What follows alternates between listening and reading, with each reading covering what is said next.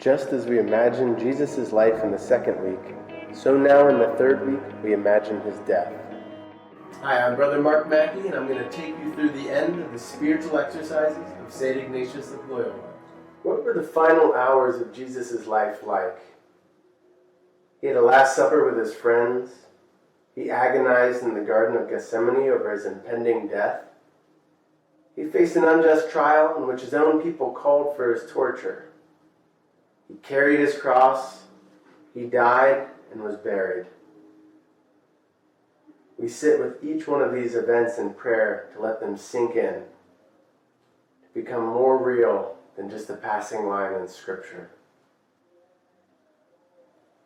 We don't try to change or soften what Jesus experienced.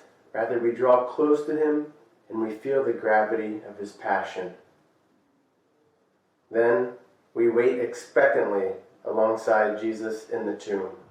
With the coming of the fourth week, however, there's a drastic shift. Spoiler alert, he lives! The tomb is empty! Jesus rises from the dead. Curiously, Ignatius has us contemplate something that does not appear in the Bible. The resurrected Jesus first appears to Mary, his mother. We imagine immense joy of a mother who, having lost her son, finds him living again. We move to Scripture. Jesus surprises Mary Magdalene, his disciple, two disaffected followers on the road to Emmaus, and of course, doubting Thomas.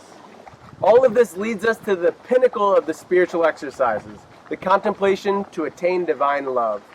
Behind Jesus' death and resurrection is the love of God.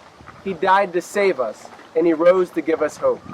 With himself, he lifts us up to share in the divine life of the family of God.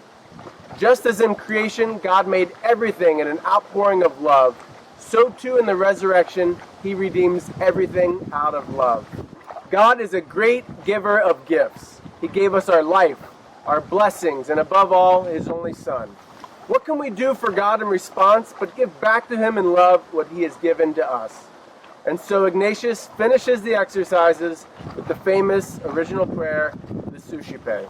Take, Lord, and receive all my liberty, my memory, my understanding, and my entire will, all I have and call my own.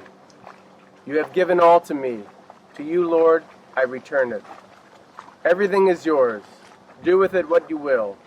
Give me only your love and your grace. That is enough for me. St. Ignatius of Loyola.